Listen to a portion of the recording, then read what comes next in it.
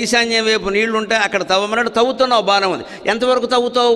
ఒక్కో చోట ఈశాన్యంలో 25 అడుగులకే నీళ్ళు వస్తాయి, ఒక్కో చోట 50 అడుగులకు కానరావు, ఒక్కో చోట 100 అడుగులకు కానరావు. తవ్వుతున్నావా లేదా? అదే యథా ఖాత్వా ఖనిత్రేణ భూతలే వారి విందతి.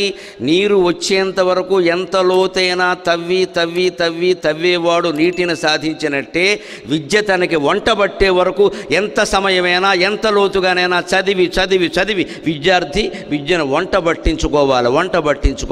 పంట పట్టించుకోవడం కాదు, కంట పట్టించుకోవడం కాదు.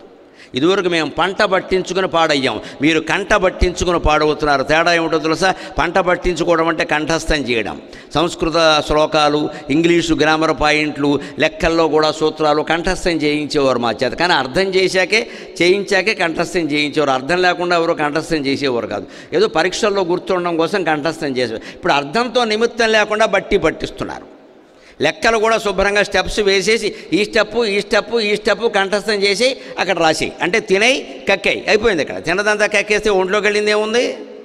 ఒంట్లోకి వెళ్ళాలి విద్య. దానికోసం నీటి కోసం బావి కోసం తవ్వేవాడు తవ్వినట్టుగా తవ్వాలి. ఎలా తవ్వాలి? ఎక్కడ తవ్వాలి? తథా గురుగతాం విద్యాం శుశ్రూషు రధిగచ్చతి.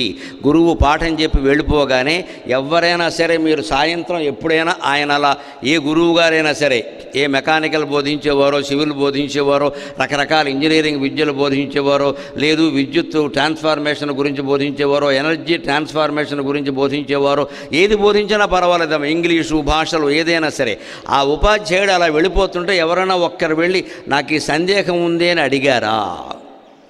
అడిగితే ఆయనకి ఎంత ఆనందంగా ఉంటుందో తెలుసా? 100 మంది పాఠం విన్నారు, ఎవడో అడగలేదు, వీడు ఒక్కడో అడిగాడు, పాపం సందేహం ఉండేని. ఆ ఉపాధ్యాయుడు ప్రత్యేకంగా కూర్చోబెట్టి గంట అయినా చెబుతారండి. నేను ఉపాధ్యాయ వృత్తిలో 30 ఏళ్ళు ఉన్న వ్యక్తిగా చెబుతున్నా, మా ఉపాధ్యాయుడికి కోట్ల రూపాయల జీతం ఇచ్చినా కలగని ఆనందం మీ పాఠం బాగుంది సార్ అని విద్యార్థి అన్నప్పుడు వెంటనే కలుగుతుంది, మాకు వెంటనే కలుగుతుంది ఆనందం. చాలా కష్టమండి ఈ టెక్నాలజీ, అర్థం కాదు అనుకున్నా. మీరు అరటిపండులు వచ్చినట్టు చెప్పారండి గురువు గారు అని ఒక్కసారి మనం గురువు దగ్గర అనగలిగితే, ఆ గురువు రిటైర్ అయిపోయినా సరే 20 ఏళ్ళు పనిచేసేంత శక్తితో ఉంటాడు ఆయన. గురువు కావలసింది అది. ఊరికే దండాలు నమస్కారాలు కలిపి ఫోటోలు దిగడాలు కాదు ఇక్కడ.